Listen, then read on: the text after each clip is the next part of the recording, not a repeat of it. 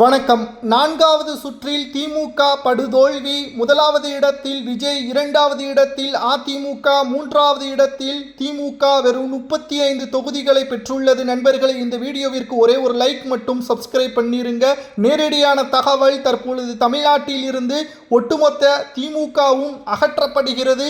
முதல் இடத்தில் 97 இடங்களில் முன்னிலையில் விஜய் அவர்கள் இருக்கிறார். அதிமுக சுமார் 75 தொகுதிகளில் முன்னிலையில் இருக்கிறது. திராவிட முன்னேற்ற கழகம் 35 தொகுதிகளில் பின்னடைவை சந்தித்து கொண்டிருக்கிறது. கிட்டத்தட்ட கூட்டணிகள் உடன்பாடு இல்லாத திமுக மிகப்பெரிய ஒரு தோல்வியை நோக்கி சென்று கொண்டிருக்கிறது.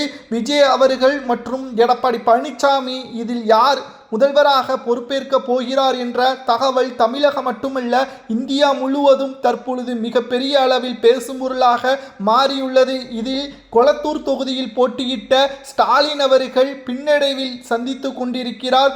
கொளத்தூர் தொகுதியில் எம்எல்ஏவாக கூட ஸ்டாலினால் பெற முடியாது. அங்கு தமிழக வெற்றி கழகத்தின் வேட்பாளர் பாபு அவர்கள் முன்னிலையில் இருக்கிறார். கிட்டத்தட்ட திமுக தமிழ்நாட்டில் இருந்து முழுவதுமாக அகற்றப்படக்கூடிய ஒரு சூழல் உருவாகி உள்ளது. பெரம்பூர் மற்றும் திருச்சி கிழக்கில் விஜய் அவர்கள் முன்னிலையில் இருக்கிறார். 77 தொகுதிகளில் அதிமுக முன்னிலையில் இருக்கிறது. நான்காவது சுற்று தொடர்ச்சியாக 3 சுற்றுகளில் திமுக படுதோல்வியை சந்தித்துள்ளது.